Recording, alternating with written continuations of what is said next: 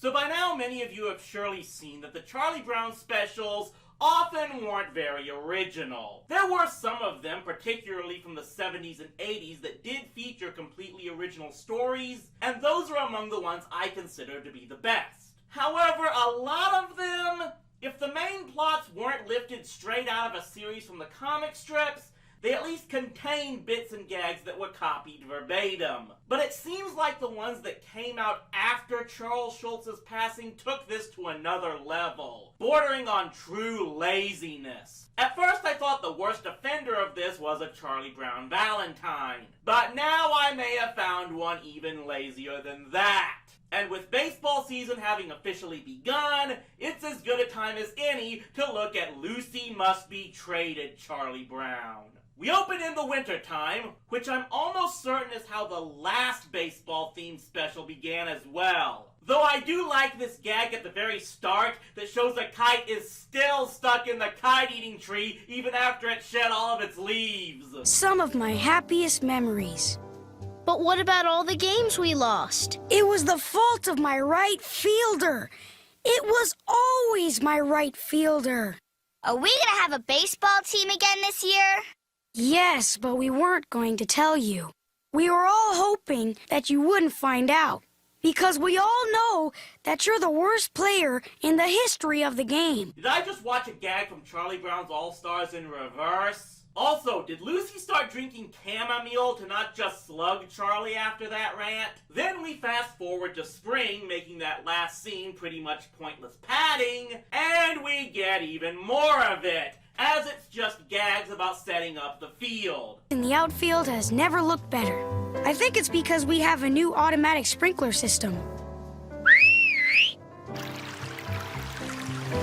It's almost as if it's just throwing stuff together to fill out the runtime. And it just goes on for about the first 6 minutes of the show, until they finally show the whole team headed for their first game of the season. And guess who they're playing? Apparently, whatever league Chuck's team plays in has a real unbalanced schedule, because it seems like they play Patty's team every other series. As if to drive that home, Patty shows him the schedule in not only a bit that's copied verbatim from a strip, but the exact same strip they used in its Arbor Day Charlie Brown. We slaughter you twice in April, smash you 3 times in May, and ruin you once in June. We murder you twice in July, annihilate you 3 times in August, and pound you once in September. In fact, most of the next few minutes are just rehashing that one series of strips that was used in that earlier special. Only this time it's even more verbatim. Right down to Charlie taking his team home and forfeiting after just one batter when Patty beans Snoopy in the head. Remember, I still consider Arbor Day one of the worst Charlie Brown specials, and even it worked to put together a more decent, coherent story than this. We're almost halfway through this one, and it's almost been nothing but regurgitated gags from strips. I'm disgraced. Winning a game from Chuck's team by forfeit is the most degrading thing that can happen to a manager. Maybe you should forfeit the forfeit, sir. Stop calling me sir. We finally get to something original after 10 minutes, but it's only a montage of Charlie's team continuing to lose games. And it shows everyone failing, which kind of challenges Chuck's claim that Lucy is the only reason they lose.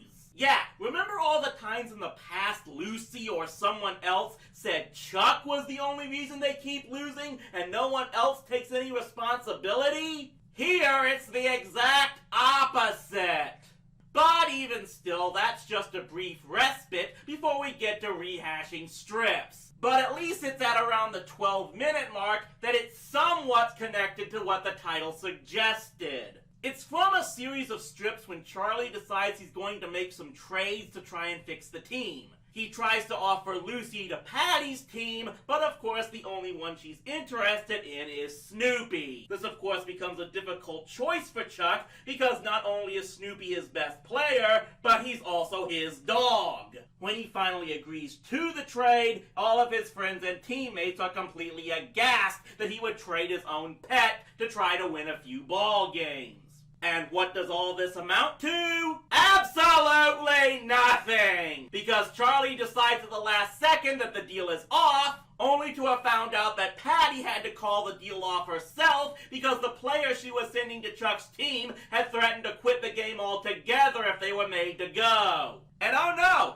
That's not the end of the special here! After that, we get another series of strip-like gags that at least seem more focused because they're all about how Lucy keeps being annoying. Before finally, after about 20 minutes, we get to the main plot that might be a story independent from any old strips, but don't hold me to that. Chuck comes to attend one of Patty's games just as a fan, and she admits she's having problems with her own right fielder, who of course is Marcy. So Chuck and Patty finally agree to swap out Lucy for Marcy, hoping that maybe a change of pace will do them any good. I think you can guess where it's going. Though I will admit I do get a chuckle out of seeing Lucy be just as annoying to Peppermint Patty as she was to Charlie Brown. This next hitter is pretty good, so keep your eye on the ball. That's hard to do when you keep moving around. Get back out there in right field where you belong! Women managers are even crabbier than men managers. And of course, I think you can guess why Marcy agreed to be part of Chuck's team. Actually, Charles, I hate baseball. I'm only playing on your team because I've always been so fond of you. No, I'm not bringing back the Marcy loves Chuck gag. I received enough threats because of that already. So Chuck and Patty agree to give each other's players back. Maybe now that Lucy's back, she'll play better. Catch it, Lucy! For one time in your life, catch it!